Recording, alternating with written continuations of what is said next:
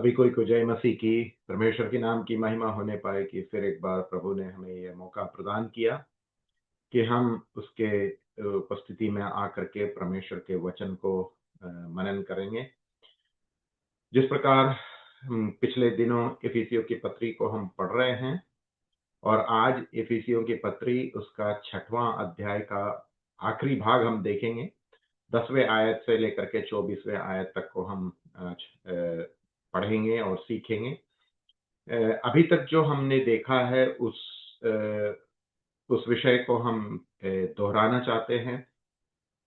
जो नए लोग होंगे जो अभी तक इस संदेश को नहीं सुने हैं उनके लिए एक उत्तेजना का कारण होगा और हम सबों के लिए भी, क्योंकि अभी हमने 6वां अध्याय तक हमने किया है, 9वें आयत तक हमने किया है। जिस प्रकार हम जानते हैं एफिसियों की पत्री का जो लेखक है वो पौलुस प्रेरित है, क्योंकि एफिसियों की पत्री पहला अध्याय में ही हम देखते हैं जब पौलुस इस पत्र को शुरू करते हैं तो वहां पे पौलुस प्रेरित अपना नाम देते हैं। हम जब एफिसियों की पत्री का इंट्रोडक्शन ले रहे थे और जब एफिसियों की पत्री को हम पढ़ रहे थे तो हमने इस बात को देखा था कि एफिसियों की पत्री का लेखक जो है वो पौलुस है और एफिसियों की पत्री को पौलुस रोमी कारागृह से लिख रहे हैं। पौलुस की हमेशा इच्छा थी कि वो रोम जाए, लेकिन वो रोम इतना इच्छा व्यक्त करने के बावजूद भी परमेश्वर की इच्छा के अनुसार ही वो रोम पहुंच पाया। पौलुस की इच्छा पहले थी लेकिन वो पौलुस पहुंच नहीं पाए और पौलुस अंत में रोम कैसे पहुंचा, उसे यरूशलेम से बंदी बना करके रोमी कारागृह में डाला गया था। और ये भी एक परमेश्वर की योजना थी, क्योंकि हम जानते हैं ये जो लेख है, ये जो पत्र है इफिसियों की पत्री, इसे हम प्रिजन लेटर बोलते हैं। कारागृह से लिखा हुआ एक पत्र है और परमेश्वर की योजना को अब देखिए। पौलुस प्रेरित को रोमी जेल में डाला गया और रोमी जेल से ये पत्र कलीसियाओं को लिखते हैं। तो वहां से हम देखते हैं इस जेल से रोमी जेल से 4 पत्रों को हम देखते हैं जो प्रिजन लेटर कहा जाता है। कारागृह जो लेटर्स जिसको हम पत्र बोलते हैं उसमें एफिशियंस, फिलिपियंस, कोलोशियंस और फिलेमोन 4 किताबें हैं, 4 लेटर्स जो है पौलुस ने लिखा है। जो एफेसस की पत्री है, फिलिपियों की पत्री है, एफिशियंस, फिलिपियंस, कोलोशियंस, कुलूसियों की पत्री और फिलेमोन की पत्री, ये 4 पत्री वहां से लिखा गया है।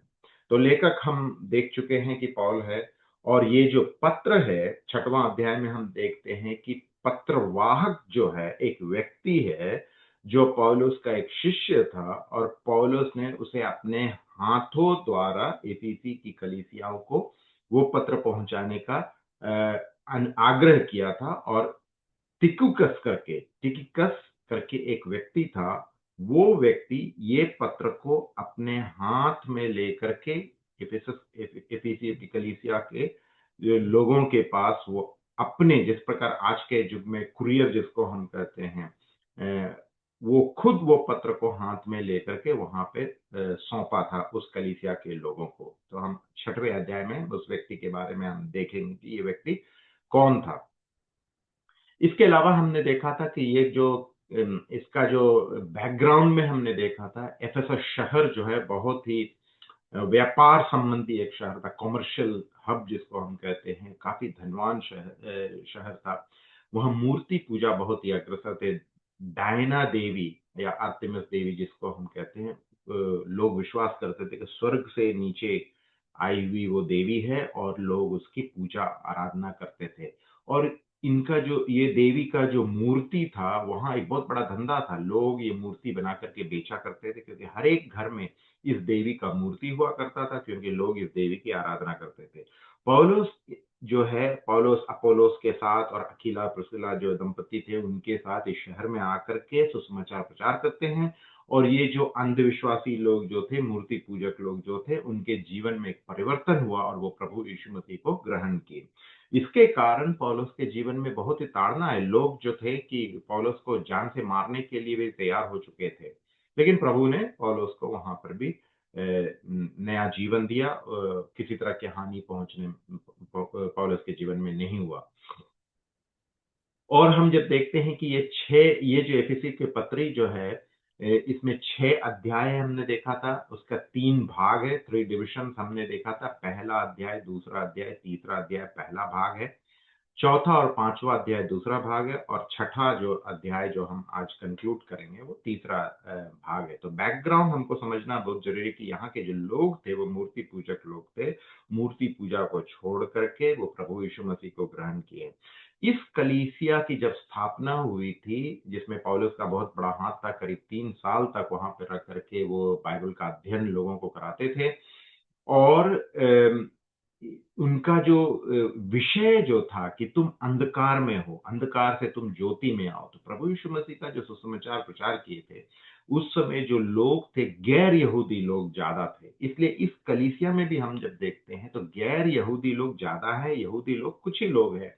और इन लोगों के बीच में जो मतभेद था, यहूदी लोग गैर यहूदी लोगों के साथ कोई संबंध नहीं रखना चाहते थे। पौलुस भी एक यहूदी व्यक्ति है, लेकिन पौलुस यहाँ पे बता रहे हैं गैर यहूदी और यहूदी में कोई भेद नहीं है।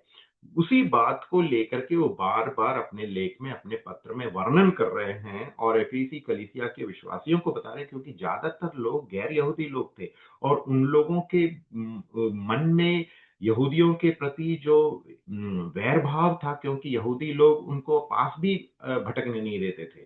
तो यहाँ पे पौलुस प्रेरित बताते हैं कि वो जो दीवार हमारे और गैर यहूदियों के बीच में जो दीवार था, उस दीवार को प्रभु यीशु मसीह ने तोड़ डाला। तो आज कोई दीवार नहीं है।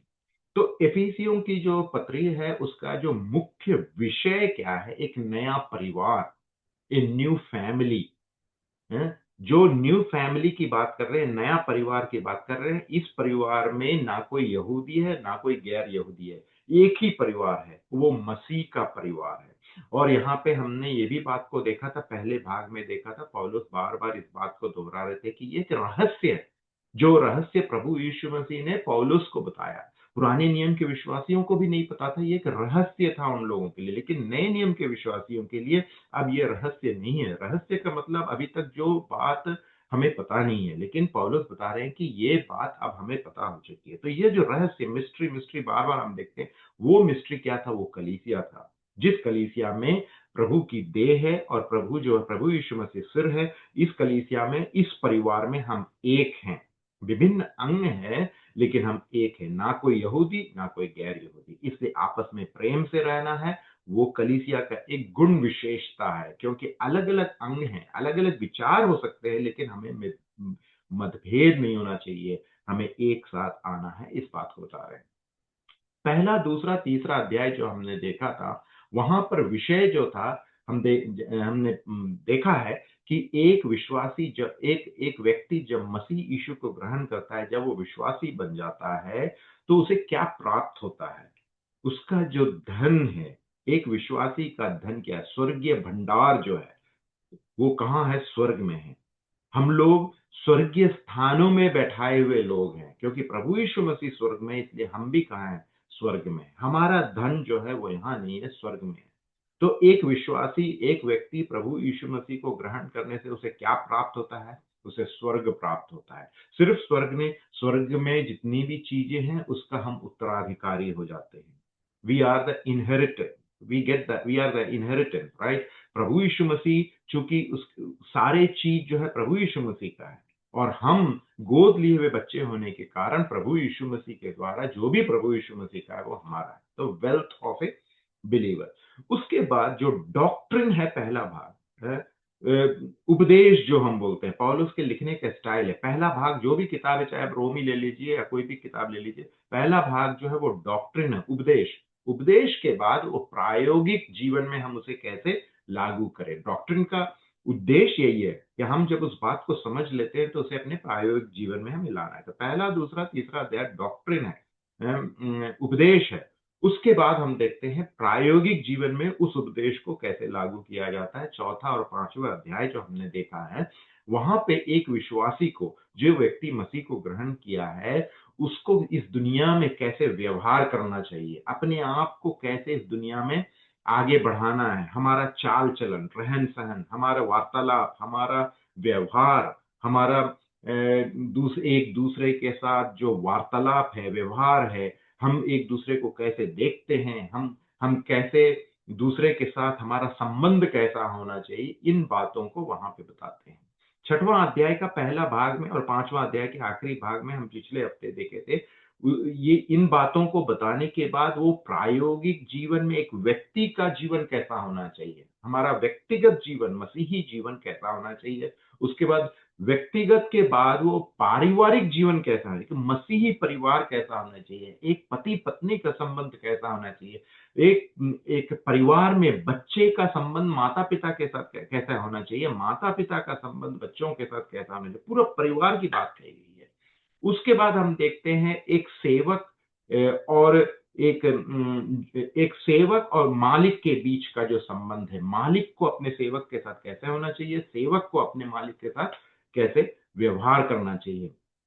और जो हम देखेंगे इफिसियों की पत्री, उसका 6ठा अध्याय 10 से लेकर के जो 24वें आयत है, वहां पे तीसरा भाग है, मैं स्क्रीन को शेयर करता हूं। तो यहां पर हम जो देखते हैं ये तीसरा भाग है, ये तीसरा भाग जो हम देख रहे हैं 10 से लेकर के 24 इफिसियों की पत्री 6वां अध्याय, वो है एक विश्वासी का इस दुनिया में, इस संसार में वॉरफेयर, यानी युद्ध, हम हमेशा एक युद्ध में हैं। पहला भाग हमने देखा था हमारा धन, एक विश्वासी का मसीह में स्थित होने के बाद हमारे आध्यात्मिक आशीषें, है ना, स्पिरिचुअल ब्लेसिंग्स जिसको हम बोलते हैं, मसीह में आने के बाद हमारे पास जो स्पिरिचुअल ब्लेसिंग्स क्या क्या है, उस बात को हमने देखा था। दूसरे में हमारा चाल चलन कैसा होना चाहिए, और तीसरी बात जो बता रहे हैं वो एक वार्निंग साइन है, और हमें कैसे तैयार होना चाहिए, इस बात को पौलुस बता रहे हैं कि तुम इस जब दुनिया में हो, तुम मसीह के हो गए हो, शैतान से दूर हो गए हो, तो शैतान तुम्हारे चारों ओर, तुम्हारे जीवन में परेशानी, और तुम्हारे जीवन में वो तुम हमेशा एक युद्ध में हो, किसके साथ, शैतान के साथ युद्ध में, क्योंकि आप शैतान के तुम हो नहीं, तुम संसार के हो नहीं। तो वो युद्ध में हम कैसे सफल हो सकते हैं, चाहे आप विश्वासी हो या आपका जीवन कितना भी धर्मी हो, आप हमेशा एक युद्ध में हैं, क्योंकि ये संसार हमारा नहीं है, ये संसार किसका है, शैतान का है। और हमेशा, हर दिन, हर पल हम एक युद्ध में हैं। आप देखिए, कुछ भी काम करते हैं तो आप रसल करते हैं, युद्ध कर रहे हैं, किसके साथ युद्ध है, प्रिंसिपैलिटीज एंड पावर्स की बात, या शक्तियां जो कही गई, वो शक्तियां हम देख भी नहीं सकते, वो कौन है शक्ति, हम इस बात को भी हम देखेंगे। सो यहां पर हम देखते हैं प्रभु का अभेद्य कवच धारण करो, ये जो चित्र है इसको थोड़ा ध्यान दीजिएगा, द आर्मर ऑफ गॉड। तो ये जो 6वें अध्याय में हम देखते हैं पौलुस एक योद्धा की बात करता है, एक सेनापति की बात करता है, एक सोल्जर की बात करता है। क्यों? क्योंकि आपको समझना है पौलुस एक बंदी है, कारागृह में है वो, और वहां कारागृह में उसे एक सोल्जर के साथ हमेशा बांध दिया जाता था, चेन में। वो व्यक्ति जो है, जो भी उसका शिफ्ट ड्यूटी जो होता था 10 घंटे, 12 घंटे या 8 घंटे जो भी होगा, 24 घंटे उसके साथ कोई ना कोई हुआ करता था। अब पौलुस क्या करेगा उनके साथ, ये बेचारा वहां पे जंजीर अपने शरीर से, इसके शरीर में जंजीर के साथ बंधा हुआ था, और पौलुस क्या करता था, हमेशा सुसमाचार प्रचार करता था। काफी लोग जो सोल्जर्स लोग थे, आर्मी के जो लोग थे, सेनापति लोग थे, वो लोग प्रभु यीशु मसीह को ग्रहण किए, क्योंकि पौलुस का काम यही था, है ना, सुसमाचार प्रचार करना, इन लोगों को सुसमाचार बता रहे थे। तो ये जो व्यक्ति को पौलुस, क्योंकि पौलुस एक कमरे में बंद है, बाहर नहीं जा सकता है, यहाँ पे पढ़ा सकते हैं, है ना, वो जब कैदी बन गए हैं, वो अपने ही घर में, है ना, रेंटेड घर में वो कैदी बना गया है। ऐसा नहीं कि कोई जेल में डाल दिया है, वहां लोग आ सकते हैं, लेकिन पौलुस बाहर नहीं जा सकता है। तो पौलुस जो है हमेशा ऐसे ही व्यक्ति को 24 घंटे देख रहा है, क्योंकि उसके साथ जो बांधा हुआ जो व्यक्ति है, जो जंजीर के साथ पौलुस बंधा हुआ है, वो एक सोल्जर है, वो एक सेनापति है, वो एक योद्धा है। तो उसका जो वस्त्र देख करके पौलुस जो है प्रैक्टिकल एप्लीकेशन, प्रायोगिक तौर पे हमें ये बता रहे कि हम भी इस दुनिया में एक युद्ध में हैं, हमेशा हम युद्ध में हैं। और उसकी वो तुलना, ये उदाहरण ला करके हमें ये बता रहे हैं कि हमें जिस प्रकार ये योद्धा, जिस प्रकार ये सैनिक कवच पहन रखा है, या अपने हाथ में तलवार ले रखा है, या जो जूती, बड़े बड़े जूती पहन रखे हैं, ये जो ढाल है उसके पास, या जो हेलमेट अपने सिर पे पहन रखा है, उसके साथ वो तुलना करके हमें बता रहे हैं कि हम भी इसी प्रकार एक युद्ध में हैं इस दुनिया में। उस बात को इस भाग में हम देखते हैं। इफिसियों की पत्री 6 अध्याय 10 से लेकर के 24वें आयत आयत को हम आज देखेंगे। आइए हम पढ़ेंगे इफिसियों की पत्री 6वां अध्याय 10 से 20 तक। पहले पढ़ते हैं।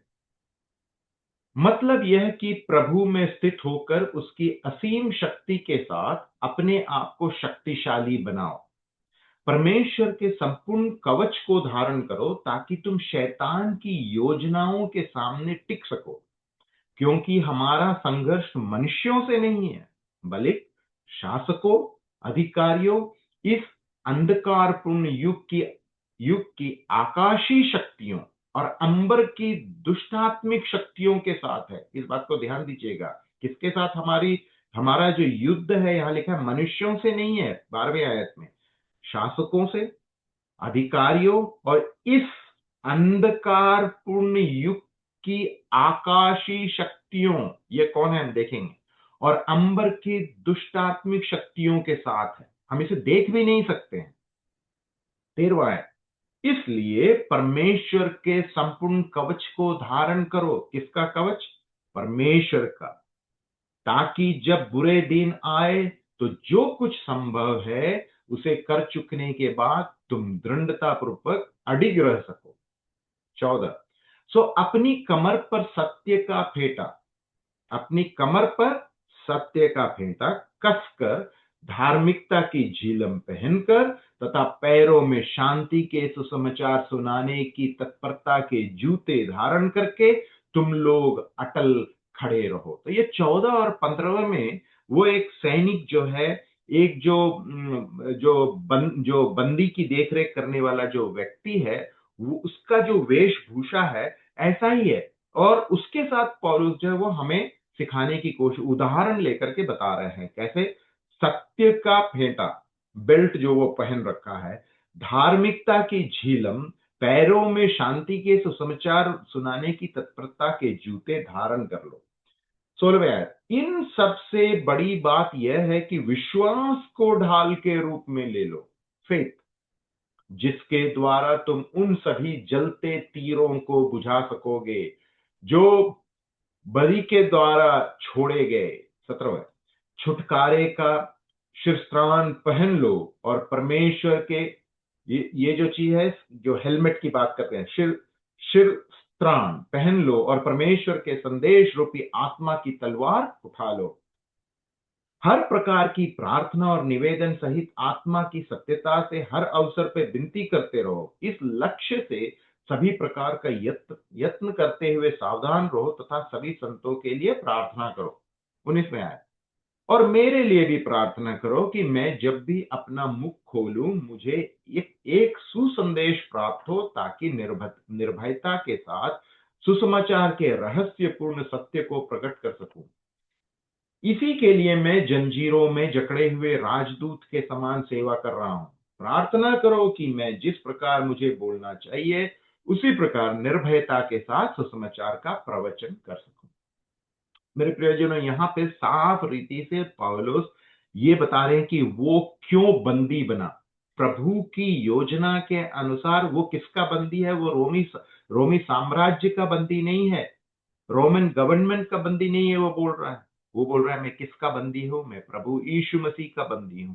उसके उसके इच्छा के अनुसार मैं बंदी हूं। यहां पे साफ लिखा है कि मैं क्यों बंदी हूं। इसी के लिए मैं 20वें आयत में, इसी के लिए, किसके लिए? यहां पे लिखा है ना कि मेरे लिए तुम प्रार्थना करो कि जब मैं अपना मुंह खोलूं मुझे एक सुसंदेश प्राप्त हो, ताकि निर्भयता के साथ सुसमाचार के रहस्यपूर्ण सत्य को प्रकट कर सकूं।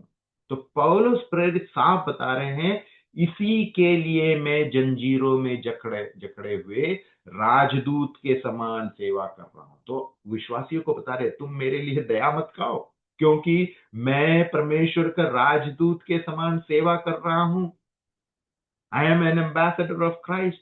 और यहां पर मैं एक उद्देश्य के साथ आया हूं। तो तुम मेरे लिए क्या प्रार्थना करो कि मेरे मुंह से जो शब्द निकले वो संदेश जो प्राप्त हो, ताकि मैं निर्भयता के साथ सुसमाचार के रहस्यपूर्ण सत्य, वो रहस्यपूर्ण सत्य क्या है हमने देख लिया, वो मिस्ट्री मिस्ट्री बार बार पौलुस बता रहा था, यहाँ पे वो मिस्ट्री बता दिया, वो सुसमाचार यहाँ पर पौलुस प्रेरित बताते हैं, रहस्यपूर्ण सत्य को प्रकट कर सको। इसी के लिए मैं जंजीरों में जकड़े हुए राजदूत के समान सेवा कर रहा हूं।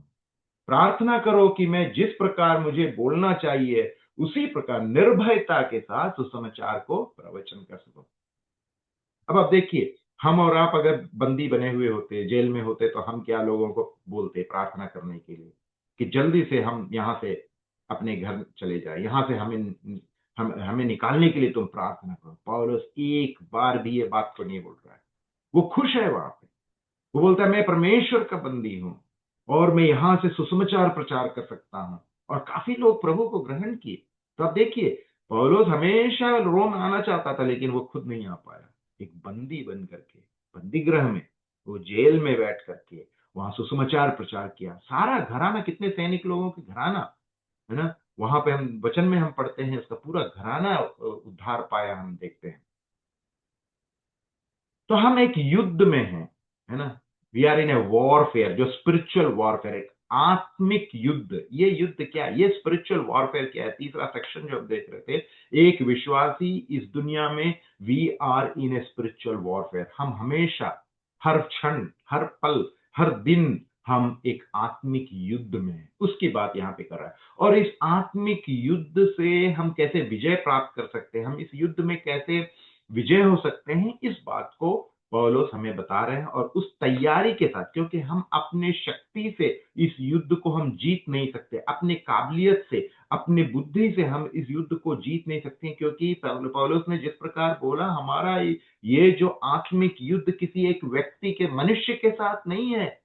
ये जो शक्ति है, इसे हम देख भी नहीं सकते हैं, इतना शक्तिशाली है। इसलिए हम अपने शक्ति से इस युद्ध को जीत नहीं सकते हैं। कैसे हम इस युद्ध को जीत सकते हैं, इस बात को यहां पे पौलुस प्रेरित बताते हैं। पूरा संसार, परमेश्वर और शैतान, अच्छे स्वर्गदूतों और पतित स्वर्गदूतों, पवित्र पुरुषों और अपवित्र पुरुषों के बीच एक युद्ध भूमि है। हमने बताया ना कि हम लोग एक युद्ध भूमि में हैं। हमारे लिए ईसाइयों के रूप में, जबकि शाश्वत अर्थ में सब कुछ ठीक है, जब तक हम इस दुनिया में हैं, हम एक बहुत ही गंभीर युद्ध, एक युद्ध में लगे हुए हैं। वो स्पिरिचुअल वॉरफेयर, हमेशा युद्ध में लगे हुए हैं, मसीही लोग स्पेशली। हम उन शत्रुओं से लड़ते हैं जिन्हें हम देख नहीं सकते। वही पौलुस बता रहे थे ना, जब हम 10वें आयत से हम पढ़ रहे थे, जिन्हें हम छू नहीं सकते, जिन्हें हम मात नहीं दे सकते। हमें सुरक्षा की आवश्यकता है, हमें शक्ति की आवश्यकता है, और हमें अपने से परे ज्ञान की आवश्यकता है। हम इस युद्ध को अपने से नहीं जीत सकते हैं, क्योंकि जो शक्ति हम उसे देख भी नहीं सकते, अगर हम उसे देख नहीं सकते तो हम उसे कैसे युद्ध कर सकते हैं। हम उसे छू नहीं सकते हैं तो हम कैसे युद्ध कर सकते हैं। हम उसे हरा भी नहीं सकते हैं, तो कैसे जीत सकते हैं। हमें क्या चाहिए, पौलुस बताते हैं हमें आवश्यकता क्या है, सुरक्षा, शक्ति और ज्ञान की आवश्यकता है। इसलिए हमें इस तथ्य के प्रति सचेत रहने की आवश्यकता है कि हम एक बहुत ही शक्तिशाली आध्यात्मिक व्यवस्था से निपट रहे हैं।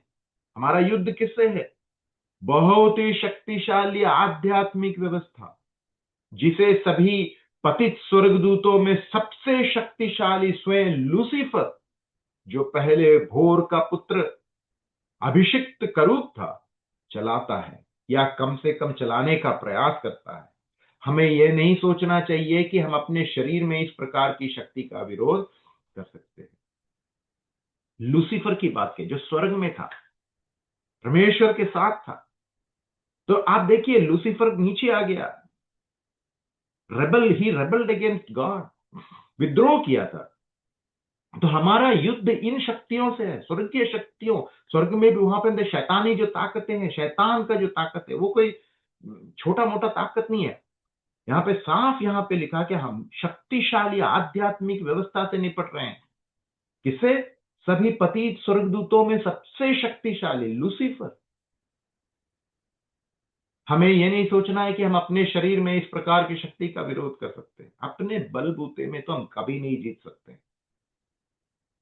इसलिए जबकि कवच रक्षात्मक है ताकि हम खड़े होकर विरोध कर सके, युद्ध दुर्जय है क्योंकि हम आक्रामक हैं। न विश्वासी, अब देखिए विश्वासियों के रूप में हमारा आचरण कैसा होना चाहिए। अभी हमने पौलुस अभी तक हमें ये बता रहे थे ना कि हमें एक विश्वासी, अब क्या है, हम जब इस संसार में रहते हैं तो हम शैतान के साथ शैतान से घिरे हुए हैं। तो कहने का मतलब क्या है कि टेम्पटेशन जिसको हम बोलते हैं हमेशा हमारे जीवन में आएगा गलत करने की। अगर हम पे कोई गुस्सा करता है तो हम भी गुस्सा करते हैं क्योंकि हम मनुष्य हैं। लेकिन हमें पौलुस ये बता रहे हैं कि तुम अब नई सृष्टि हो, तुम्हारी पुरानी सारी बातें बीत गई। तुम अंधकार में थे, अब तुम ज्योति में हो गए। तुम पाप में थे, अब तुम पवित्र हो गए हो। तो तुम्हारा जीवन बदल गया है। तुम संसार के थे, अब तुम मसीह के हो। तुम्हारा चाल चलन सांसारिक व्यक्तियों के जैसा नहीं होना चाहिए। तो वो बार बार याद दिला रहे हैं। जिस क्षण कोई व्यक्ति परमेश्वर की संतान बनता है, युद्ध शुरू हो जाता है। The moment you become the child of God, अगर आप परमेश्वर के संतान नहीं है तब तो शैतान के दोस्त हो गए, शैतान के बच्चे हो गए। तो शैतान आपको परेशान क्यों करेगा? द मोमेंट जिस वक्त आप परमेश्वर का संतान बनते हो तो शैतान का दुश्मन बन जाते हो और युद्ध शुरू हो जाता है। इफिसियों में पौलुस ने हम सभी से निम्नलिखित बातें कही है, इसलिए सतर्क किया है। हर बार बार हम देख रहे हैं चौथा और पांचवा अध्याय में अपने भाई बहनों को वो बता रहे हैं, इन विश्वासियों को बता रहे हैं, इफिसी कलीसिया के विश्वासियों को बता रहे हैं। सिर्फ उन लोगों के लिए नहीं, आज हमारे लिए भी एक प्रायोगिक बात है। हमें भी पौलुस ये बता रहे हैं इस पत्र के द्वारा, अपने बुलावे के योग्य आचरण करो अथवा चलो। हमारा चाल कैसा होना, हमारा वॉक कैसा होना चाहिए था, हमने देखा। ये बार बार याद दिला रहे हैं। विनम्रता से चलो, घमंड से नहीं। सांसारिक व्यक्ति घमंड कर सकते हैं लेकिन हम में घमंड नहीं होना चाहिए क्योंकि हम नई सृष्टि है। मसीह का स्वभाव हम में होना चाहिए। मसीह का स्वभाव घमंड नहीं है, मसीह का स्वभाव विनम्रता है। नए स्वभाव में चलो, पुराने मनुष्यत्व के मार्गों पर नहीं। प्रेम में चलो, वासना में नहीं। प्रकाश में चलो, अंधकार में नहीं। बुद्धि में चलो, मूर्खता में नहीं। आत्मा में चलो, नशे में नहीं। स्वार्थी लक्ष्यों में नहीं, समर्पण में चलो।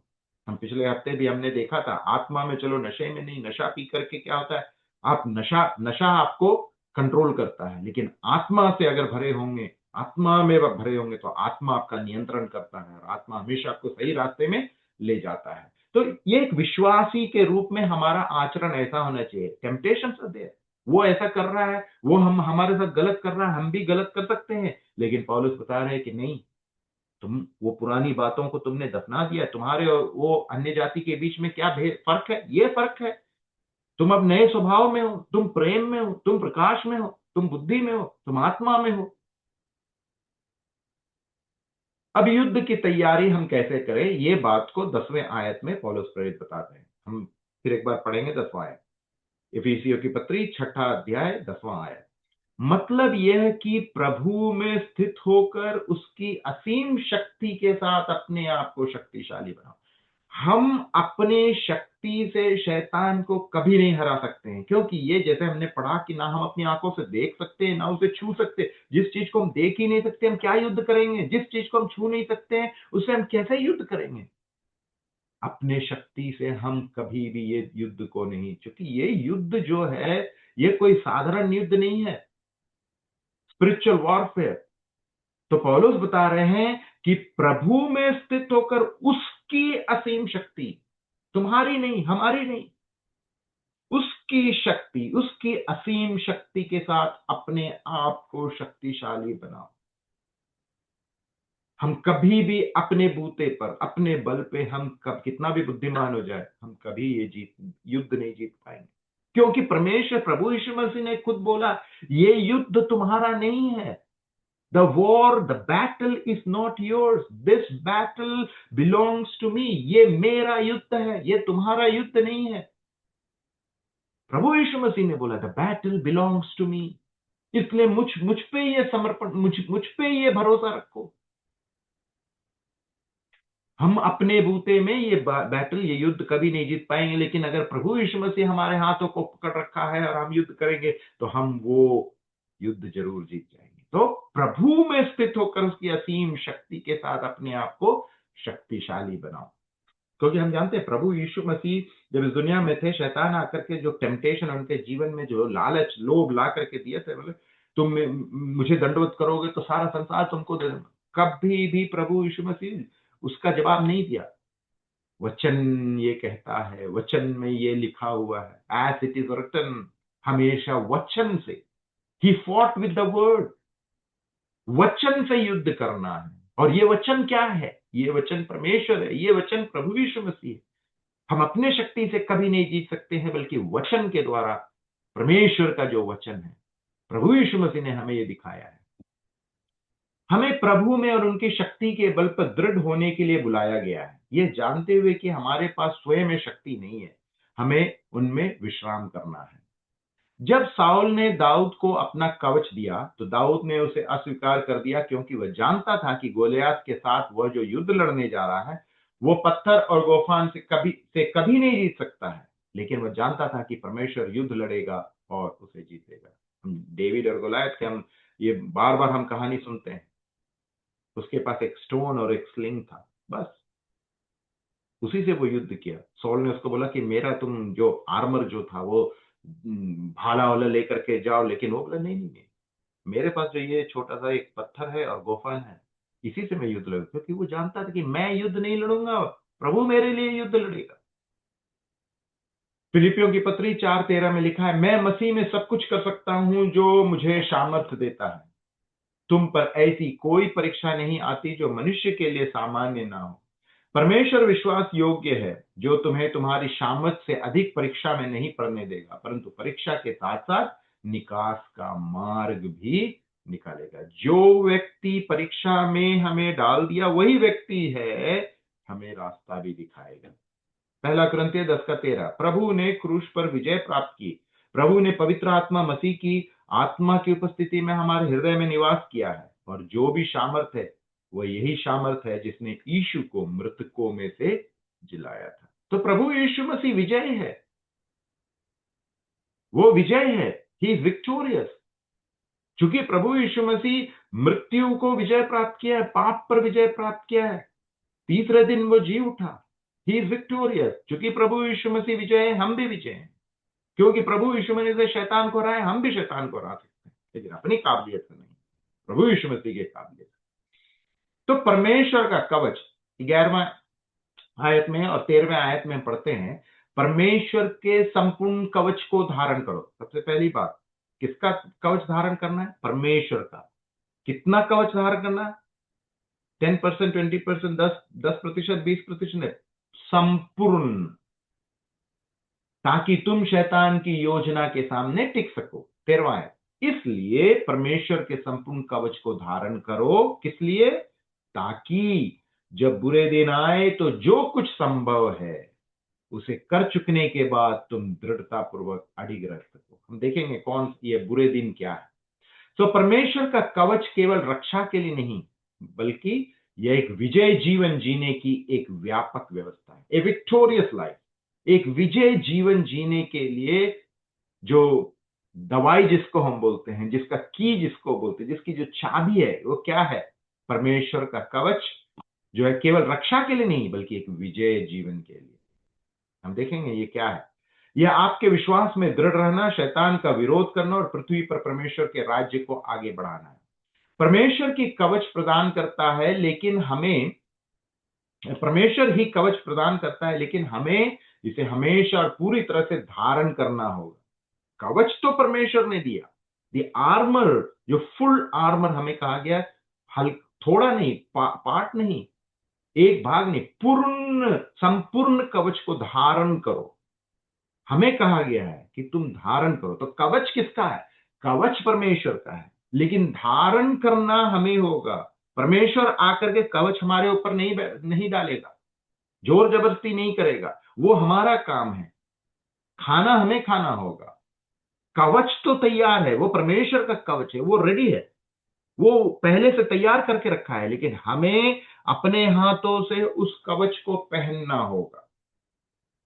परमेश्वर सिर्फ प्रदान करता है, लेकिन प्रायोगिक जीवन में लागू करना हमारा दायित्व है। उसे हमेशा पूरी तरह से धारण करना होगा। हम शैतान की चालों का सामना नहीं कर सकते क्योंकि बहुत शक्तिशाली है, लेकिन अगर परमेश्वर हमारे साथ है तो हमारे विरुद्ध कौन हो सकता है। हम रोमी की पत्री 8वां अध्याय में ये हम पढ़ते हैं, God B for us who can be against us. अब देखिए कवच का विवरण हम देखते हैं 13 से 17वें आयत में। इसलिए परमेश्वर के संपूर्ण कवच को धारण करो, ताकि जब बुरे दिन आए तो जो कुछ संभव है उस पर चुकने के बाद तुम दृढ़ता पूर्वक अडिग रह सको। 14 और 15, सो अपनी कमर पर, कहां पर? कमर पर, वेस्ट जिसको हम बोलते हैं, वहां पे क्या है? बेल्ट। तो एक बेल्ट जो है, फेंटा जिसको हम कहते हैं, वो क्या करता है? हम जानते हैं हर एक कोई बेल्ट यूज करते हैं ना, तो वो हमारे शरीर को बांधे रखता है, हमें टाइट रखता है, शरीर को मजबूत बनाए रखता है।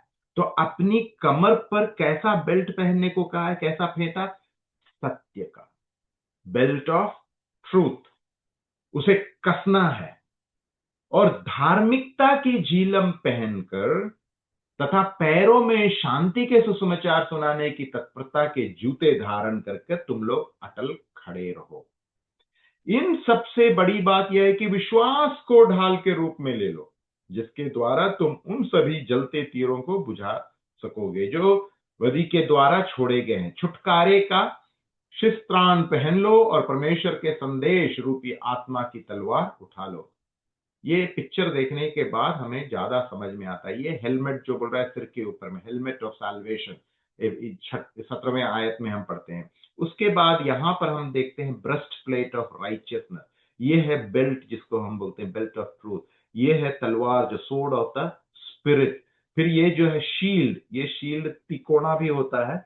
इससे क्या होता है? जब तीर वहां से आ रहा है, आग, पुराने समय में जब युद्ध हुआ करता था तो धनुष और तीर धनुष इस्तेमाल करते थे, तो वो तीर में क्या आग हुआ करता था। जब धनुष से तीर को छोड़ा जाता था तो सिर्फ तीर नहीं आ रहा है, उस तीर में क्या है? आग जल रही है, क्योंकि उसको बांध करके उसको आग लगा करके छोड़ा करते थे। तो वो ये जो शील्ड है, ये उससे बचाता है कि वो सीने को आर पार ना कर दे करके। फिर उसके बाद बोला फीट ऑफ पीस, ये पांव की जो जूती है। तो ये इस पिक्चर को हमेशा याद रखना है। तो पौलुस बंदीगृह में बैठ करके इस व्यक्ति को हमेशा देख रहा है और हमेशा उसके दिमाग में ये तो उदाहरण भी इसी व्यक्ति के साथ हमें वो बताने की कोशिश कर रहे हैं। अपनी कमर पर सत्य का फेंटा कस, तो हमने भी देखा ना, ये है कमर, बेल्ट ऑफ ट्रूथ जिसको बोलते हैं। तो यहां पर क्या करने के लिए बोला है? सत्य का फेंटा, द बेल्ट ऑफ ट्रूथ। हमारे आध्यात्मिक कवच में सत्य ही वो आधार है जो बाकी सब चीजों को स्थिर रखता है। क्योंकि सत्य क्या है? What is truth? यूहन्ना रचित सुसमाचार 14 अध्याय और 6वें आयत में लिखा है, प्रभु यीशु मसीह ने कहा, मार्ग, सत्य और जीवन मैं ही हूं, बिना मेरे द्वारा कोई पिता के पास नहीं पहुंच सकता है। तो ये सत्य जो है, what is truth? Truth is Jesus Christ. तो प्रभु यीशु मसीह को बांध लो। अगर प्रभु यीशु मसीह को अपने कमर में बांध लिए हो तो तुम क्या हो जाओगे? मजबूत हो जाओगे। That is what is truth. ये जो बेल्ट की बात कर रहा है वो सत्य जो का फेंटा की बात कर रहा है। तो किसे पहनना है? प्रभु यीशु मसीह को। जब हम अपनी कमर में सत्य का पट्टा बांधते हैं तो हम वास्तव में मसीह को धारण कर रहे होते हैं। यह धोखे से भरी दुनिया में प्रामाणिकता और ईमानदारी के साथ जीने के बारे में। इस दुनिया में हम कैसे जी सकते हैं? क्योंकि दुनिया में सब चीज नाजायज है, सब चीज गलत है। तो हमें तो जीना तो है। हम इस दुनिया में आए हैं तो हमको तो जीना तो पड़ेगा। लेकिन जीने का तरीका जो है हमारा दुनियावी रीति से नहीं होना चाहिए। हमें धोखे में नहीं जीना है, हमें गलत रीति से दुनिया में नहीं जीना है, सत्यता से, सत्य में जीना है। क्योंकि प्रभु यीशु मसीह इज ट्रूथ, वो सच्चाई है, वो सत्य है। तो प्रभु यीशु मसीह को अपने कमर में बांध रखो एक बेल्ट के समान। जिस प्रकार बेल्ट जो है, वो फेंटा जो है, जिस प्रकार शरीर को कस के रखता है, जकड़ के रखता है, उसी प्रकार सत्यता को हमेशा जकड़ के रखो। हमेशा सत्यवान, ट्रूथ ऑलवेज प्रिवेल्स, हम इंग्लिश में जानते हैं। हमेशा सत्य की विजय होती है। हो सकता है कभी कभी हमें शुरुआत में हार मानना पड़ता है, लेकिन सत्य का हमेशा विजय होता है। धार्मिकता की झीलम पहन। धार्मिकता यानी राइचियसनेस शारीरिक रूप से कवच हृदय जैसे महत्वपूर्ण अंगों की रक्षा करता है। जब हमने देखा था ना, वो पिक्चर में एक बार फिर दिखाता हूं, ये जो ब्रेस्ट प्लेट जिसको हम बोलते हैं धार्मिकता का, ब्रेस्ट प्लेट ऑफ राइचियसनेस, ये क्या, क्योंकि जो तीर आ रहा है, उस जमाने में गोली तो कम होते थे, तीर आता था ना, जैसे मैं बताया, तो ये जो शील्ड को लेकर के वो अपने आप को प्रोटेक्ट करते थे, और इससे जो पार हो जाता था, तो यहाँ पे क्या है, ब्रेस्ट प्लेट होता था, लोहे का और मेटल का हुआ करता था, क्योंकि अंदर में जो भाग है वो बहुत ही कोमल होता है, हृदय वहां पे, लंग्स है, फेफड़ा है, तो बहुत कोमल है, तो वहां पे तीर अगर चला गया तो वो योद्धा जो है वो मर जाएगा, इसलिए ब्रेस्ट प्लेट वहां पे पहना करते थे। तो ये जो ब्रेस्ट प्लेट है ऑफ राइचियसनेस, धार्मिकता की झिलम पहन, आध्यात्मिक रूप से यह हमारे हृदय की रक्षा करता है, जो हमारी भावनाओं, निर्णयों और इच्छाओं का स्रोत है। जिस प्रकार युद्ध में हमारा हृदय, हमारा लंग्स, फेफड़ा वगैरह जो है बहुत ही कोमल है, और तीर लगने से वो उसे मार डालेगा, तो आत्मिक तौर पे अगर हम देखते हैं, आध्यात्मिक रूप से हमारे हृदय की रक्षा करना बहुत जरूरी है। हम वहां पे क्या है, भावनाएं हैं, निर्णय हम लेते हैं, इच्छाओं का स्रोत है। ये धार्मिकता हमारी नहीं, बल्कि मसीह की धार्मिकता है जो हमें सौंपी गई है। बिकॉज हम क्या है, मसीह को पहन रखे हैं। ये धार्मिकता हमारी नहीं है, मसीह की धार्मिकता, और हमारी जिम्मेदारी है उसे सुरक्षित रखना, उसे बचाए रखना। और हम कैसे बचाए रखना, यहाँ पे जो हमारा विचार आएगा, हमारा जो इच्छा होगा, हमारा जो निर्णय होगा, वो मसीह के निर्णय के प्रकार होना चाहिए। इस यह आवश्यकता 64 का 6 में हम पढ़ते हैं, परंतु हम सबके सब अशुद्ध हैं, और हमारा सारा धर्म मैल चिथड़ों के समान है, और हम सबके सब पत्ते की नाई मुरझा जाते हैं, और हमारे अधर्म के काम हमें वायु के समान उड़ा ले गए हैं। जब हम धार्मिकता का कवच पहनते हैं, तो हम शत्रु शैतान जो भाइयों पर दोष लगाने वाला है के आरोपों से सुरक्षित रहते हैं, जो हमारी असफलताओं और कमियों की याद दिलाना पसंद करते हैं। ये कवच हमारे हृदय को कड़वाहट, क्षमा ना करने और द्वेष के विनाशकारी प्रभावों से बचाता है, क्योंकि यहीं से ये पैदा होती है, यहीं से ये इच्छा जागृत होती है। इसलिए इसे सुरक्षित रखना, क्योंकि हम जानते हैं हमारा एक बाहरी आदमी और अंदर के आदमी, इनर मैन जिसको बोलते हैं, सोल, आत्मा। यहाँ पे ये बाहरी आदमी तो दिन प्रतिदिन वो मरते जा रहा है, मरते जा रहा है, लेकिन जिस प्रकार बाहरी आदमी दिन प्रतिदिन मरते जा रहा है, हमारा अंदर का जो आदमी है, अंतरात्मा जो है, वो दिन प्रतिदिन शक्तिशाली हो रहा है। तो यहाँ का जो विचार, ये अंदर की जो आदमी है, इसे मजबूत होना होगा, है ना। इसे मजबूत करने तभी हो सकता है जब हम ये सब इच्छाएं रखेंगे, हमारी जो भावनाएं, हमारे जो निर्णय, इसे बचाए रखना है, मसीह का निर्णय होना चाहिए। तो इसलिए हमें ये धार्मिकता की झिलम की जरूरत है, और उसे पहनना होगा। पवित्र जीवन धार्मिकता का कवच है। पवित्र जीवन, होली लिविंग जिसको हम बोलते हैं। इसलिए वह पद 15 में कहता है, अपने पांवों में शांति के सुसमाचार की तैयारी के जूते पहन लो। अभी हम देखे थे यहाँ पे, ये जो जूता है, फीट ऑफ पीस, है ना, शांति का जूता जिसको हम बोलते हैं, सुसमाचार या सुसमाचार की तैयारी के जूते पहन लो। यहाँ विचार तैयार होने, सुसज्जित होने का है, पैरों को तैयार रहना है, पैरों को अन्य सभी महत्वपूर्ण अंगों की तरह युद्ध के लिए सुसज्जित होना है। पुराने जमाने में क्या होता था कि जो बूट्स हुआ करते थे वो बहुत भारी हुआ करता था, उसमें क्या कील होते थे, वो स्टेबिलिटी प्रदान करता था। उसके अलावा क्या है कि रोड इतने अच्छे नहीं है, युद्ध मैदान वगैरह में उबड़ खाबड़ अगर पाँव में कुछ गड़ गया तो क्या हो गया, वो युद्ध नहीं कर पाएगा। तो इसलिए जूती जो थी वो बहुत स्टेबिलिटी प्रोवाइड करता था, वो प्रोटेक्शन प्रोवाइड करता था, और कहीं कहीं वो गड्ढा खोद देते थे ताकि वो उस गड्ढे में फंस जाए करके। इसलिए जो जूती बहुत मजबूत होनी चाहिए, और जूती जो है वो तैयारी का, अपनी जूती को बांध लो, कहने का मतलब तुम तैयार रहो, हमेशा तैयार। कभी भी तुमको आदेश आएगा, युद्ध युद्ध शुरू होने वाला है, तो एकदम जूती हमेशा, ये नहीं कि जूती खोल करके बैठने, एक मुहावरा है, उसका मतलब क्या है, तुम आराम कर रहे हो, लेकिन जूती पहन रखे हो मतलब तुम तैयार हो, यू आर रेडी।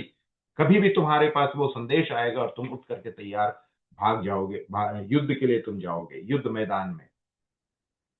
पैरों को अन्य सभी महत्वपूर्ण अंगों की तरह युद्ध के लिए सुसज्जित होना है। रोमियो 10:15 में, धन्य है उनके पांव जो शुभ सुसमाचार सुनाते हैं। तो यहाँ पे ये जो पांव, जो जूती है, वो किस बात को दिखा रहा है कि सुसमाचार प्रचारक, हम हरेक कोई सुसमाचार प्रचारक हैं और हमेशा हमेशा हमें तैयार होना चाहिए। हमें सुसमाचार प्रचार करने के लिए जाना है। कैसे जाना होगा? जाने के लिए पांव की जरूरत है, जूती की जरूरत है। तो एक सुसमाचार वाहक जिसको हम बोलते हैं, आपका टोप जो आपके सिर को ढकने के लिए पहले ही से आपके पास है, जो हेलमेट जिसको हम बोलते हैं, हेलमेट ऑफ साल्वेशन, आपका कवच जो आपके महत्वपूर्ण अंगों को ढकने के लिए पहले ही से आपके पास है। और यह दोहरी सुरक्षा, सबसे ऊपर का यही अर्थ है, ढाल के ऊपर, जूतों के ऊपर और बेल्ट या बेल्ट के ऊपर और कवच के ऊपर आपको ढाल की आवश्यकता है। लेकिन केवल इतना ही नहीं, इन तीनों के अलावा आप तीन और लेते हैं। क्या लेते हैं? विश्वास की ढाल, उद्धार का टोप और आत्मा की तलवार। ये तीन चीज, पद 16 और 17, विश्वास की ढाल, पद 16, पद 17, उद्धार का टोप और आत्मा की तलवार।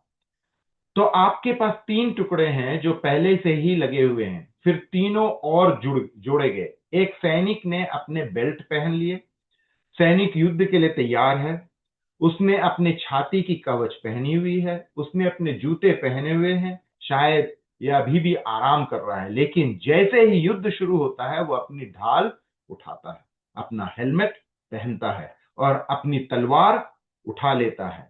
ये तत्काल तैयारी है जो आपके पास न केवल एक लंबी दूरी की नियमित निरंतर सुरक्षा है, बल्कि जब युद्ध गर्म हो जाता है तो जो कुछ चीजें हैं जिन्हें आप पकड़ लेते हैं, ये सब चीज आपके पास तैयारी के साथ होना चाहिए। सिर्फ हम एक चीज, बेल्ट अगर पहन लिया है ना, यहाँ पे ब्रेस्ट प्लेट पहन लिया करके आप सफल नहीं हो पाएंगे। हर चीज संपूर्ण कहा गया था, take on the full armour, संपूर्ण कवच को पहनना। एक भी अगर छूट गया तो आप युद्ध में हार जाएंगे। इसलिए एक एक चीज को, एक एक चीज का महत्व या इतने विस्तार रूप से पौलुस यहां बता रहे हैं। तत्परता के जूते धारण करके, ये जूते स्थिरता और तत्परता के लिए डिजाइन किए गए थे।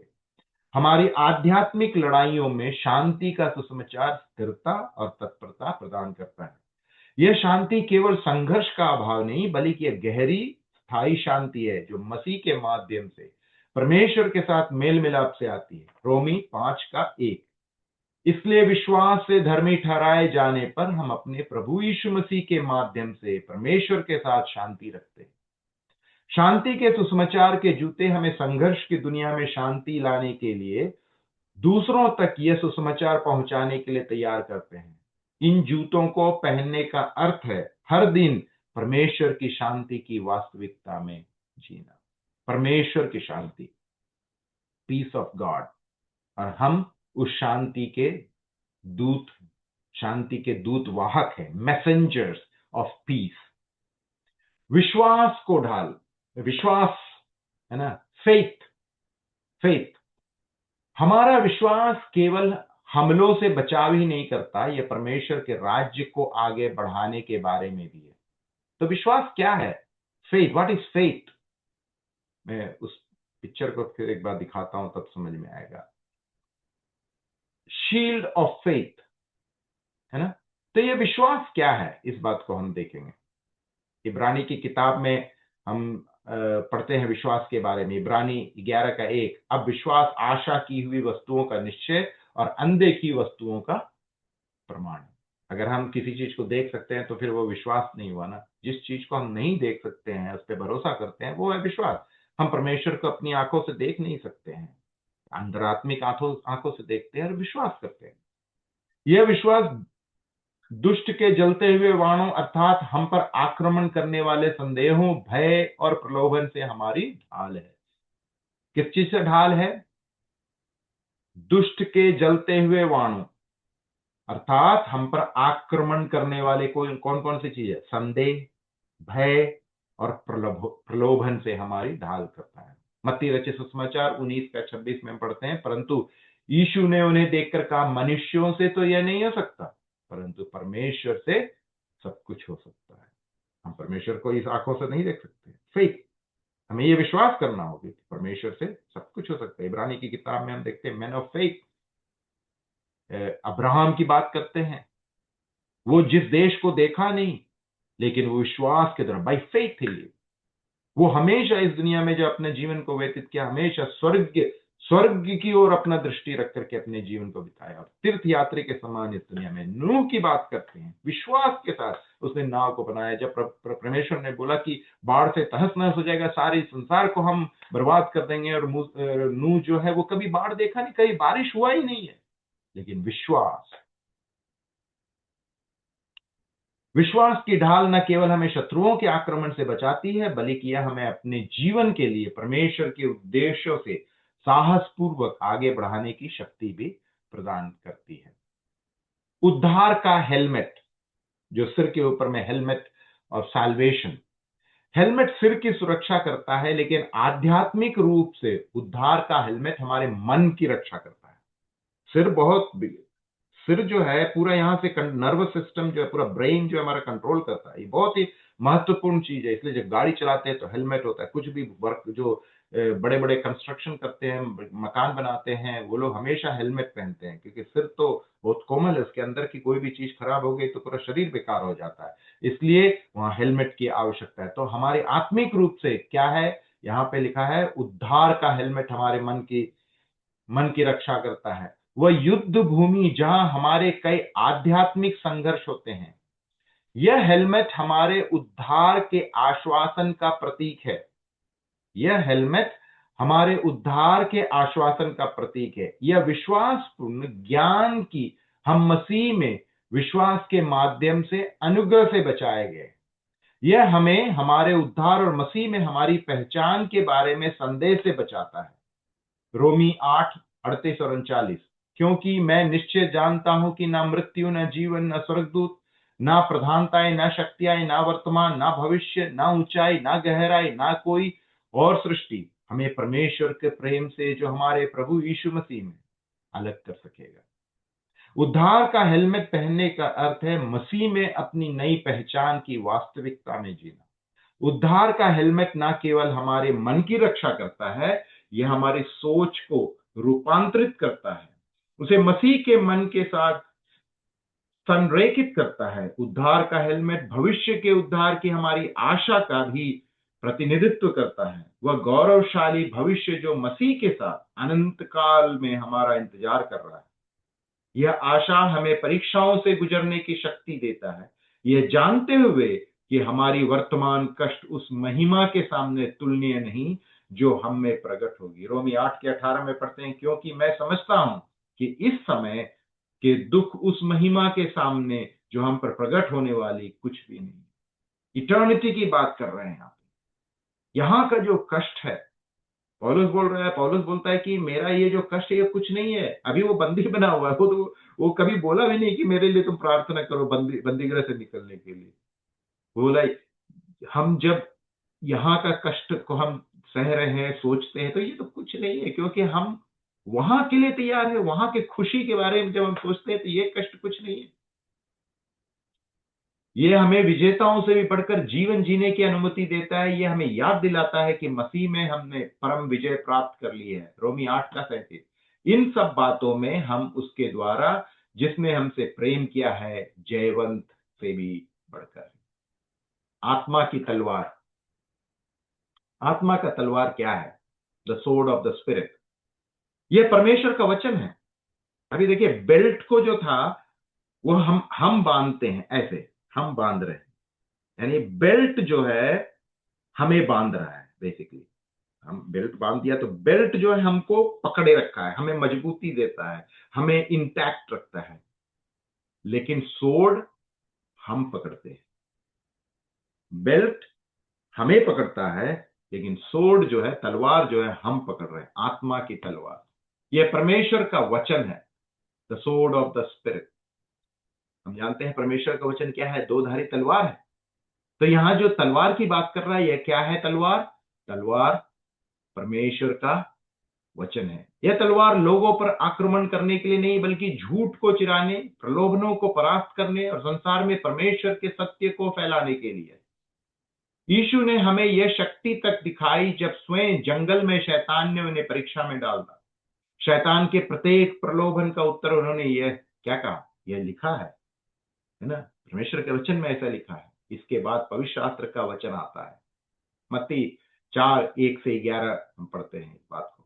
परमेश्वर के वचन में शत्रुओं की योजनाओं को विफल करने और अंधकार में प्रकाश लाने की शक्ति है। यह न केवल एक रक्षात्मक हथियार है, बल्कि एक आध्यात्मिक शल क्रिया का एक साधन भी। इब्रानियों 4:12, क्योंकि परमेश्वर का वचन जीवित और प्रबल है और एक दोधारी तलवार से भी बहुत तेज है, प्राण और आत्मा को गांठ गांठ और गूंदे गूंदे को अलग करके वार करता है और हृदय के विचारों को जांचता है। हमें आत्मा की तलवार का उपयोग करना सीखना होगा, जिसके लिए परमेश्वर के वचन का नियमित अध्ययन, मनन और अनुप्रयोग आवश्यकता है। तो यह आत्मा का तलवार, the sword of the spirit जो है, सोर्ड जो है द वर्ड ऑफ गॉड को दिखाता है। तो इसे हमें क्या करना है, उसका उपयोग करना सीखना होगा। तो उपयोग करना सीखने के पहले पढ़ना होगा, उसमें हमें तैयारी करनी होगी। तो परमेश्वर का वचन पे हमें मनन करना होगा, परमेश्वर का वचन निरंतर पढ़ना होगा, नियमित अध्ययन करना है। ये नहीं कि कोई भी रविवार को कलीसिया गए तो हमें अध्ययन करना है। हर समय निरंतर परमेश्वर के वचन को ध्यान करना है, हमेशा मनन करना है, उसको अनुप्रयोग करना है, उसको प्रैक्टिस करना है। अगर आप भजन संहिता 1 अध्याय में आएंगे, वहां पे लिखा है टू मेडिटेट, उस पर ध्यान करो, मनन करो।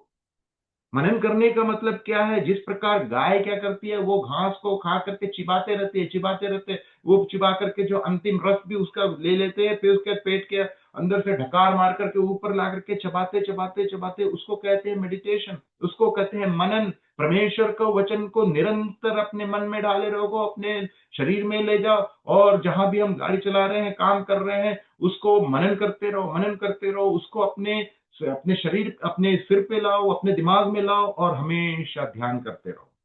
क्योंकि शैतान क्या है, हम मनन जो कहते हैं ना आजकल, क्या है मनन, मेडिटेशन जिसको हम बोलते हैं, उसमें क्या सिखाते हैं, दिमाग को खाली करो।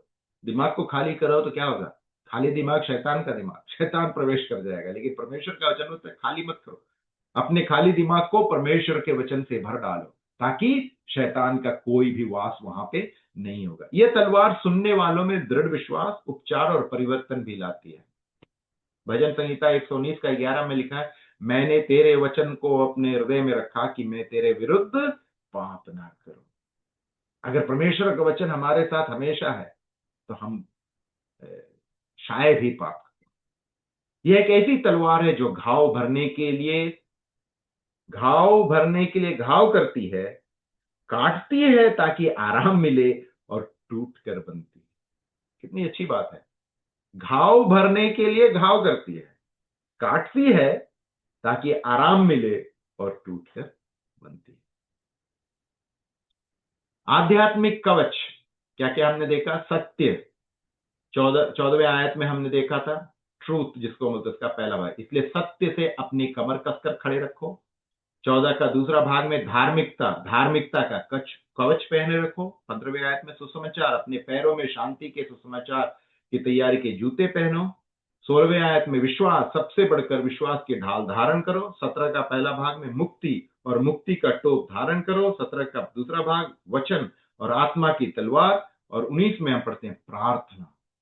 इन सभी बातों को कहने के बाद प्रार्थना, आत्मा में हर प्रकार की प्रार्थना और विनती के साथ सदैव प्रार्थना करता है। अब अगर आप देखेंगे इफिसी की पत्री में कितनी बार पौलुस प्रार्थना, 1 अध्याय में हम देखते हैं, 3 अध्याय में देखते हैं, और यहाँ भी प्रार्थना, और वो कैसे प्रार्थना करने के लिए भी सिखाते हैं। कभी अपने लिए प्रार्थना नहीं किया, और विश्वासियों के लिए भी जब वो प्रार्थना करते हैं, ये नहीं बोल रहे हैं कि प्रभु जी आप उसको पैसा दे दो, धन संपत्ति दे, नहीं। हम देखेंगे वो किस बात के लिए वो प्रार्थना करते हैं। अगर आप तुलना करेंगे हमारी प्रार्थना और आपकी प्रार्थना, कैसी प्रार्थना है, पौलुस अपने भाई बहनों के लिए क्या प्रार्थना कर रहे थे, वो क्या प्रभु से मांग रहे थे, ये हमें सीखने की आवश्यकता है। हम भी जब प्रार्थना करते हैं तो हमें भी ऐसे ही प्रार्थना करना चाहिए जैसे पौलुस हमें सिखाते हैं। बुरा दिन क्या है, मैंने बताया था 13वें आयत में, क्या है वह दिन जब दुनिया पर बुराई हावी हो जाएगी। वह कौन सा दिन है, यह दिन तब तक रहेगा, यह दिन तब तक रहेगा जब तक मसीह दुनिया पर कब्जा नहीं कर लेता, 1000 साल के राज्य। याकूब 4:7 में लिखा है, शैतान का सामना करो, वह तुम्हारे पास से भाग जाएगा। अगर हम कवच पहने हैं तो हमारे बुरे दिन में उसका विरोध कर पाएंगे, और चाहे कुछ भी हो जाए हम दृढ़ और मजबूत बने रह पाएंगे। 18वें आयत में, हर प्रकार की प्रार्थना और निवेदन सहित आत्मा की सहायता से हर अवसर पर विनती करते रहो। हर अवसर पर विनती करते रहो। इस लक्ष्य से सभी प्रकार का यत्न करते हुए सावधान रहो तथा सभी संतों के लिए प्रार्थना करो। सभी संतों के लिए प्रार्थना करो। इसकी शुरुआत पौलुस कैसे करते हैं? प्रार्थना से। प्रार्थना के जरिए ही हम अपने जीवन में आध्यात्मिक सिद्धांतों को सक्रिय करते हैं। क्योंकि अब देखिए, रोमी की पत्री 12:12 में क्या कहता है? प्रार्थना में लगे रहो। कुलूसियों 4:2 में प्रार्थना में लगे रहो। फिलिपियों 4:6 में किसी बात की चिंता मत करो, परंतु हर बात में प्रार्थना और विनती के द्वारा धन्यवाद के साथ अपने निवेदन परमेश्वर के समक्ष उपस्थिति करो। पहला थिस्सलुनीय 5:17, बिना रुके प्रार्थना करो। क्या है बिना रुके? बिना रुके प्रार्थना करो। पौलुस ने ऐसा ही किया। दूसरा तीमुथियुस 1:3, बिना रुके यह कहता है, मैं रात दिन अपनी प्रार्थनाओं में तेरा स्मरण कर रहा हूं। यहां विचार निरंतरता का है। निरंतर यानी कि 24 घंटा कर रहे हैं, निरंतर, हमेशा। उद्देश्य यही है। फिर वो क्या बोलते हैं 19 में आए थे, मेरे लिए भी प्रार्थना करो। संत, सारे संत, पहले अपने लिए नहीं बोले, सारे संतों के लिए प्रार्थना करो। फिर बोलते मेरे लिए भी प्रार्थना करो। क्या? मैं जब भी अपना मुंह खोलूं, ये नहीं बोल रहा है कि मेरे लिए प्रार्थना करो जल्दी मैं जेल से बाहर आ जाऊं। प्रार्थना मेरे लिए इस बात के लिए करो कि जब भी अपनी मुंह खोलूं मुझे एक सुसंदेश प्राप्त हो, ताकि निर्भरता के साथ सुसमाचार के रहस्यपूर्ण सत्य को प्रकट कर सकूं। अपना जब मुंह खोलूं तो सुसंदेश प्राप्त हो, निर्भरता के साथ सुसमाचार के रहस्यपूर्ण सत्य को प्रकट कर सकूं। 20वां, इसी के लिए मैं जंजीरों में जकड़े हुए राजदूत के समान सेवा कर रहा हूं। प्रार्थना करो कि मैं जिस प्रकार मुझे बोलना चाहिए उसी प्रकार निर्भयता के साथ सुसमाचार का प्रवचन कर सकूं। देखिए पौलुस जो प्रार्थना की इफिसियों की पत्री, पहला प्रार्थना हम देखते हैं 15 से 18 में, दूसरा तीसरा अध्याय 14 से 19 में, और तीसरा जो प्रार्थना है 6वां अध्याय इफिसियों की पत्री 18 से 19 में। सबसे पहला प्रार्थना वो जो हम देखते हैं इफिसियों की पत्री पहला अध्याय 15 से 18 में, विषय क्या है? प्रभु जी परमेश्वर उन्हें बुद्धि और प्रकाशन की आत्मा प्रदान करे ताकि वे मसीह को बेहतर जान सके। इफिसी कलीसिया के विश्वासी के लिए वो प्रार्थना कर रहे हैं कि नहीं प्रभु जी तुम उसे खाना दे दो, तो रोटी दे दो, मकान दे दो, नहीं, उन्हें बुद्धि और प्रकाशन की आत्मा प्रदान करे ताकि वे मसीह को बेहतर जान सके। क्या हम ऐसे प्रार्थना करते हैं?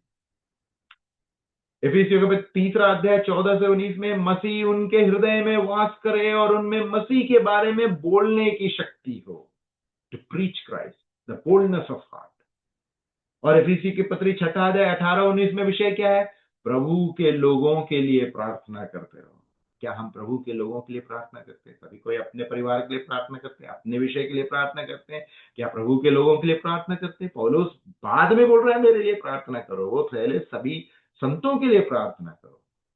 एफिसी के पत्र तीसरा अध्याय 6वां अध्याय में जो ये रहस्य यहाँ पे लिखा था ना 19वें आयत में, ताकि निर्भयता के साथ सुसमाचार के रहस्यपूर्ण सत्य, ये रहस्यपूर्ण सत्य क्या है? एफिसी के पत्र तीसरा अध्याय 6वां आयत, यह रहस्य है कि यहूदियों के साथ और गैर यहूदी भी सह उत्तराधिकारी हैं, एक ही देह के अंग, और मसीह यीशु में जो वचन हमें दिया गया उसमें सहभागी। एक परिवार, वो जो दीवार था प्रभु यीशु मसीह की काल्वरी क्रूस पे उसके कुर्बानी के द्वारा दीवार जो वह ढह गया, अब वो दीवार नहीं है, कोई भी रुकावट नहीं है, हम एक हो गए, एक परिवार जो मसीही परिवार है, मसीह का देह, और मसीह जो है वो सिर है, वही रहस्य है। अब अंत करते हैं पौलुस प्रेरित 21 से लेकर के हम 24 पढ़ेंगे, जो अंतिम नमस्कार। पौलुस का जो भी पत्र है लिखने का एक स्टाइल, एक शैली है, ये शैली हमेशा हम देखेंगे वो शुरुआत अनुग्रह के साथ करते हैं, ग्रेस के साथ करते हैं, और अनुग्रह के साथ समाप्त करते हैं। अब वो लेख लिखने के बाद वो यहाँ पे बताएंगे कि ये किसके द्वारा ये पत्र कलीसिया में भेजा गया। 21 में आया, तुम भी मैं कैसा हूं और क्या कर रहा हूं इसे जान जाओ। तो अपना बिना पूछे ही वो बता रहे हैं, क्योंकि वो लोग बहुत चिंतित थे और वो डरे हुए थे कि अरे पौलुस प्रेरित जो हमें परमेश्वर के बारे में बताया, प्रभु यीशु मसीह के बताया, और अभी भी वो जेल में और प्रभु उसे कुछ नहीं, उसकी सहायता नहीं कर रहा है। तो पौलुस इस बात को जान रहे थे और वो बोल रहे कि तुम भी मैं कैसा हूं और क्या कर रहा हूं जानो। सो तुकिकुस तुम्हें सब कुछ बता देगा। वह हमारा प्रिय बंधु है। कौन है तुकिकुस? हमारा प्रिय बंधु है, प्रभु में स्थित एक विश्वास पूर्ण सेवक है। इसलिए मैं उसे तुम्हारे पास भेज रहा हूं ताकि तुम मेरे समाचार जान सको, और इसलिए भी कि वह तुम्हारे मन को शांति दे, क्योंकि वो मेरे साथ है, वो मेरी अवस्था को जान रहा है। मैं तुम्हें पत्र में लिखूंगा, तुम्हें लगेगा कि मैं झूठ बोल रहा हूं, मैं बहुत खुश हूं यहाँ पे। तुम मेरे लिए प्रार्थना है मत करो कि मैं जेल से निकल जाऊं, मैं बहुत खुश हूं क्योंकि मैं परमेश्वर का दूत बन के यहाँ आया हूं, एक उद्देश्य के साथ आया हूं। तुम मेरे लिए किस बात की प्रार्थना करो? दृढ़ता के लिए प्रार्थना करो, शक्ति की, मुझे शक्ति मिले कि परमेश्वर के वचन को मैं शक्ति के साथ प्रचार करूं। 23वां, हे भाइयों तुम सबको परमपिता परमेश्वर और प्रभु यीशु मसीह की ओर से विश्वास, शांति और प्रेम प्राप्त हो। 24वां, जो हमारे प्रभु यीशु मसीह से अमर प्रेम रखते हैं उन पर परमेश्वर का अनुग्रह होते रहे। और पौलुस प्रेरित यहाँ पे इस लेख को समाप्त करते हैं। तिकुकस कौन है? वह पौलुस के साथ उसका तीसरी मिशनरी यात्रा में शामिल हुआ। वह उन 7 लोगों में से एक थे जिन्होंने अन्य जाति कलीसियाओं से चंदा इकट्ठा किया ताकि यरूशलेम के गरीब संतों के लिए दान दे सके जब वे संघर्ष कर रहे थे। उन्होंने ही एफेसुस की कलीसिया को एफेसुस का जो पत्र था हाथ से पहुंचाया, जो पौलुस ने अभी यहाँ पे 1 से लेकर के 6 अध्याय जो हम पढ़ रहे थे, इस बात को हम देख रहे थे।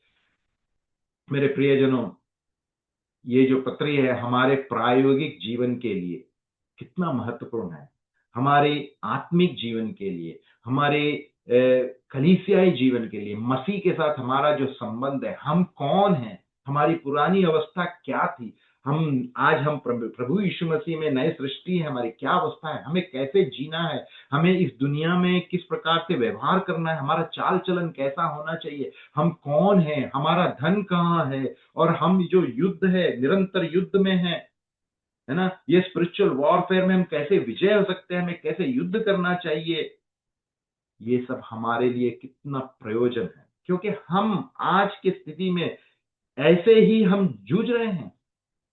परमेश्वर हम सबों को सहायता करे। मैं तो बहुत ही अनुग्रहित हुआ हूं इस पत्र के, एफएसी की जो पत्री थी उसको पढ़ करके, उसमें मनन करने के द्वारा मैं बहुत सारी चीजों को सीखा है। परमेश्वर मुझे भी सहायता करे कि मैं प्रायोगिक तौर पे अपने जीवन में उसे प्रयोग कर पाऊं। सिर्फ ये नहीं, वहां पे पति पत्नी का संबंध, माता पिता बनने के बाद कैसे हमें बच्चों के साथ व्यवहार करना चाहिए, फिर उसके बाद बच्चों का माता पिता के प्रति कैसा व्यवहार होना चाहिए, सारी बातें पौलुस यहाँ पे बता रही है। एक प्रैक्टिकल, ये एक बहुत ही प्रायोगिक किताब है। डॉक्ट्रिन तो हमने देखा, लेकिन बहुत ही प्रायोगिक चीज है। परमेश्वर हम सबों को सहायता दे। आने वाले दिन में हम ये एफीसी की जो पत्री को हमने पढ़ा है, और भी यूट्यूब में हम इसको देख सकते हैं, और निरंतर पौलुस ने जो बातें एफीसी की कलीसियाओं को लिखा था, अपने जीवन में हम उसे प्रायोगिक तौर पे लागू करें। परमेश्वर हम सबों को सहायता करे। आने वाले दिन में पौलुस प्रेरित के अगला हम पत्र को हम देखेंगे। परमेश्वर के नाम की महिमा होने पर धन्यवाद।